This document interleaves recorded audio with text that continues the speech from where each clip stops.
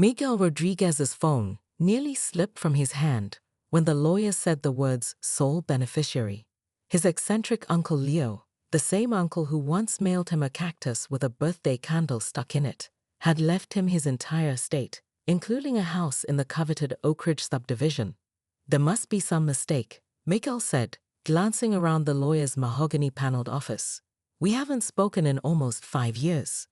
The lawyer slid a sealed envelope across his desk. He left this for you. Inside was a handwritten note. Asterisk Miguel, you were the only one who never asked me for anything. Now I'm giving you everything. One condition. Live in it for a year before deciding its fate. The neighborhood has changed. Watch out for the vultures. Leo asterisk. 3 days later, Miguel stood in the backyard of his unexpected inheritance, staring at what must have once been the neighborhood's crown jewel, an expansive above-ground pool now resembling an abandoned swamp habitat. As he contemplated the green-tinged water, he felt the distinct sensation of being watched. Glancing up, he locked eyes with a woman standing at her kitchen window next door. Her arms were crossed, her lips pressed into a thin line, and her highlighted bob haircut seemed to accentuate the disapproval radiating from her face. She didn't wave or smile. She simply stared, as if Miguel were an intruder rather than the legal owner. He would later learn her name was Karen Whitman, HOA meeting regular, neighborhood watch captain, and self-appointed community standards enforcer. And something about Miguel, or perhaps the pool, had already put him on her list. By May, Miguel had settled into a comfortable routine in his inherited home. He'd repainted the living room, replaced the ancient refrigerator, and was tackling the backyard jungle one weekend at a time. The pool, however, remained a festering eyesore, attracting mosquitoes and occasionally emitting odors that made evening patio sitting impossible. After 3 pool companies delivered estimates that made his teacher's salary seem laughably inadequate, Miguel made the practical decision. The swamp creature would have to go. The day before the scheduled demolition, Miguel was marking underground utility lines with spray paint when a throat cleared dramatically behind him. He turned to find Karen Whitman standing on his side of the fence, designer sunglasses perched on her head, clutching a folder labeled Navy or Hode BIRHUS in aggressive red marker. "Excuse me," she said with artificial sweetness, "but I couldn't help noticing you've scheduled some sort of construction." Before Miguel could respond, she continued, "That pool has been the centerpiece of our community for decades. Leo always opened it for the 4th of July party and Labor Day cookouts." She flipped open her folder, pointing to nothing in particular. "My grandchildren have swimming lessons scheduled there starting next month." Miguel wiped sweat from his brow.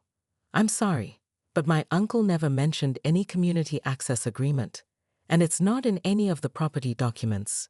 Karen's smile vanished like a light switching off. "We had a verbal understanding. Everyone knows the pool is for the whole block." "I understand that might have been an arrangement in the past," Miguel said carefully. "But the pool is dangerous now. The foundation is cracking and—" "So fix it," Karen snapped. "That's your responsibility as a member of this community." "I'm removing it tomorrow," Miguel said firmly. "I've made my decision."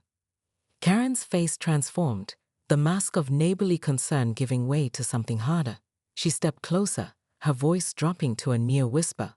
"Listen, I don't know what kind of neighborhoods you're used to, but here in Oak Ridge, we respect traditions.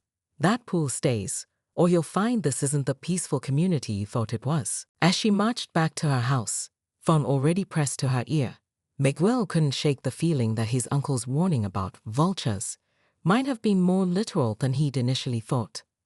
The demolition crew, 3 burly men in work boots and Pete's pool removal t-shirts, arrived at 7:30 am sharp.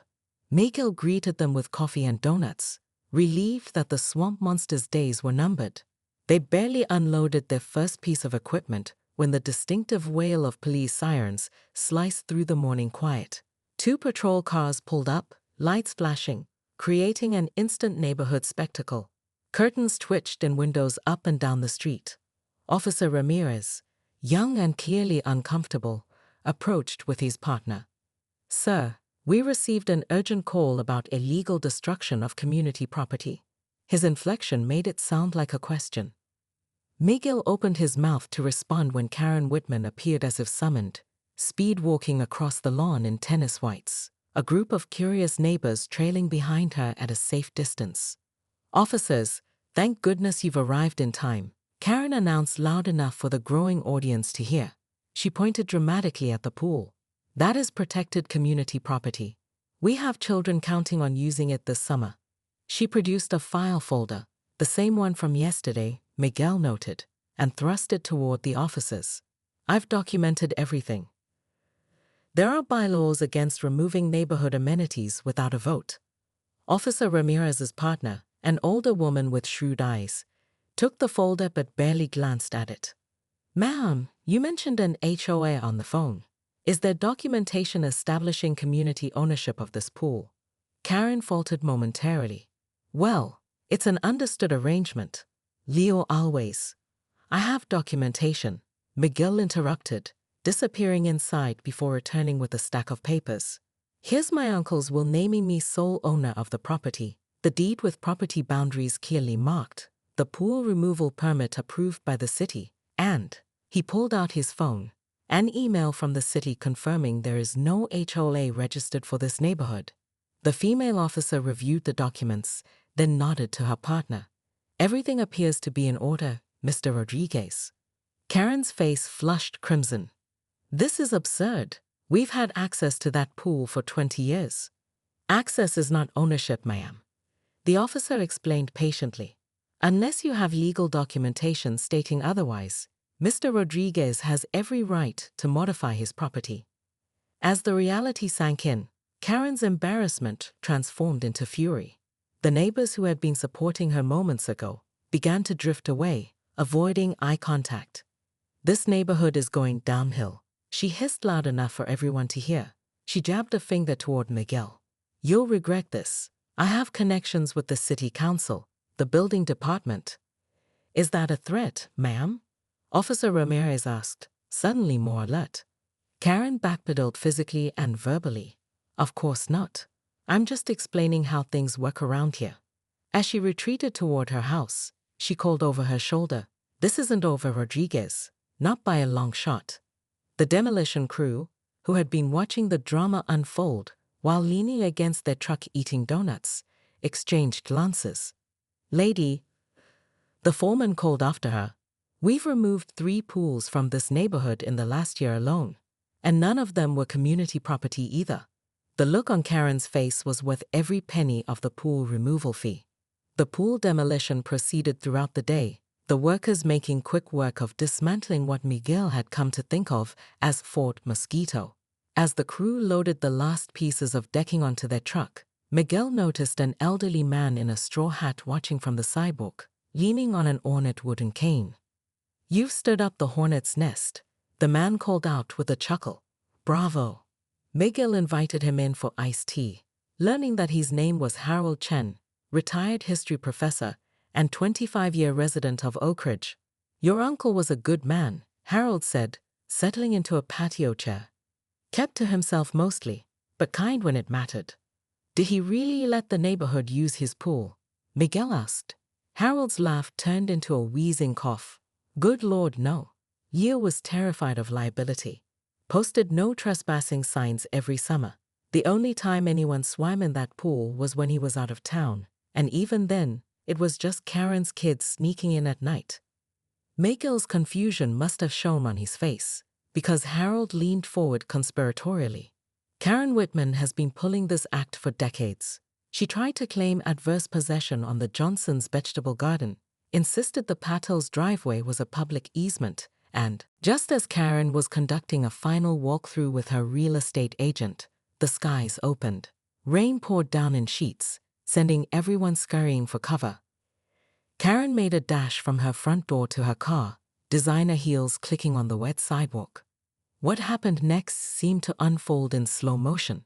Karen's heel hit the exact spot where runoff from Miguel's newly landscaped yard, designed by a permaculture expert to capture and redirect rainwater, had created a slick patch. Her arms pinwheeled dramatically as she lost balance, landing with spectacular inelegance in a muddy puddle, designer outfit instantly ruined. The neighbors froze, collectively holding their breath. Miguel, acting on instinct rather than thought, rushed forward with an umbrella. He extended his hand to help her up, offering the rain jacket he'd been wearing. "Are you okay?" he asked genuinely.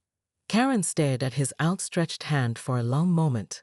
Something in her expression shifted, perhaps recognition of the kindness she hadn't offered him, or maybe just the humiliation of the moment. "I'm fine," she said stiffly, accepting his help but not the jacket. Once upright, she hesitated, then added quietly, "The pool was never about swimming, you know? It was about keeping things the same." "Change can be hard," Miguel acknowledged. Karen glanced at her mud-stained clothes, then at the neighbors trying to pretend they weren't watching. A flicker of self-awareness crossed her face. "Perhaps I've been resistant to the wrong kinds of change," she admitted. She straightened her shoulders, dignity somewhat restored despite the mud, and offered her hand formally. "Good luck with the garden. I hear it's going to be lovely." With that, she slipped into her car and drove away from Oak Ridge for the last time. 1 month later, on a perfect summer evening, Miguel hosted the first neighborhood potluck in his backyard. Where the contested pool once stood, raised garden beds now flourished with vegetables and flowers. Solar lights twinkled along winding paths, and comfortable seating areas invited conversation. Harold raised his glass in a toast to Leo, who somehow knew exactly what this neighborhood needed, both what to remove and what to add. As laughter and conversation flowed freely among neighbors who had previously only interacted when complaining about Karen, Miguel realized his uncle's most valuable bequest hadn't been the house at all. It had been the opportunity to transform a collection of adjacent properties into an actual community. And somewhere in Florida, surrounded by 5 swimming pools she had legitimate access to, he hoped Karen was finally learning to relax. Over the next week, a steady stream of neighbors happened to pass by while Miguel worked on converting the former pool area into a garden. Each one brought a welcome gift along with a Karen story. Maria Diaz brought homemade empanadas and described how Karen had attempted to have her fountain removed as a mosquito hazard while defending her own decorative pond.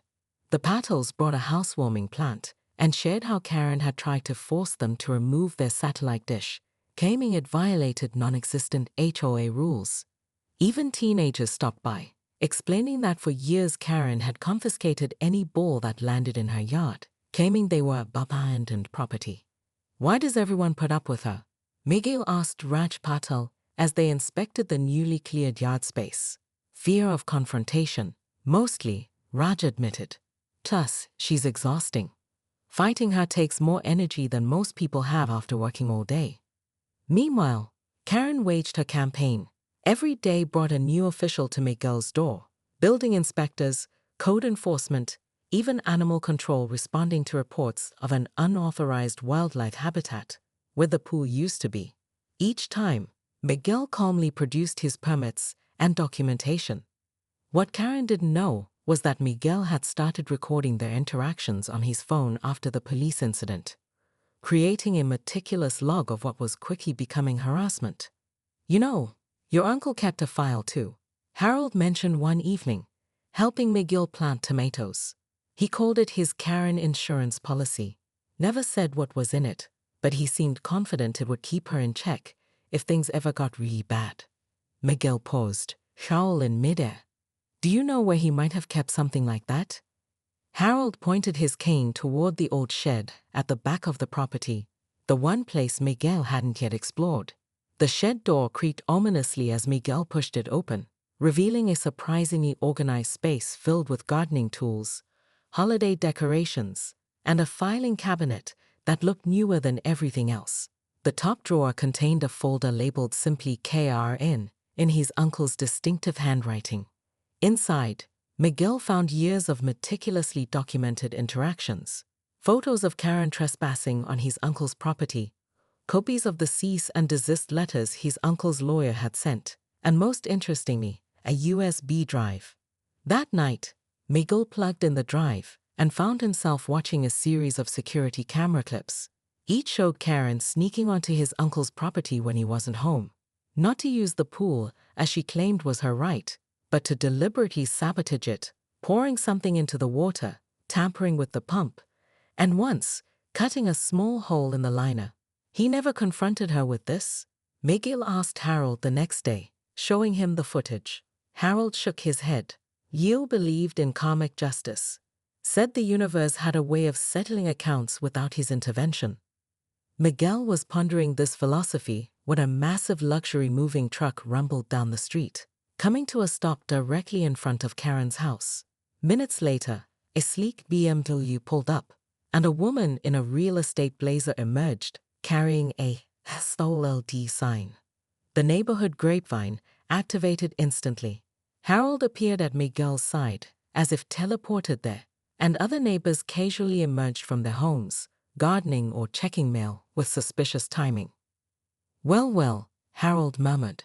This is unexpected. Karen emerged from her house, directing movers with military precision. When she spotted the gathering audience, her chin lifted defiantly. Florida, Harold whispered to Miguel. My wife plays bridge with her sister.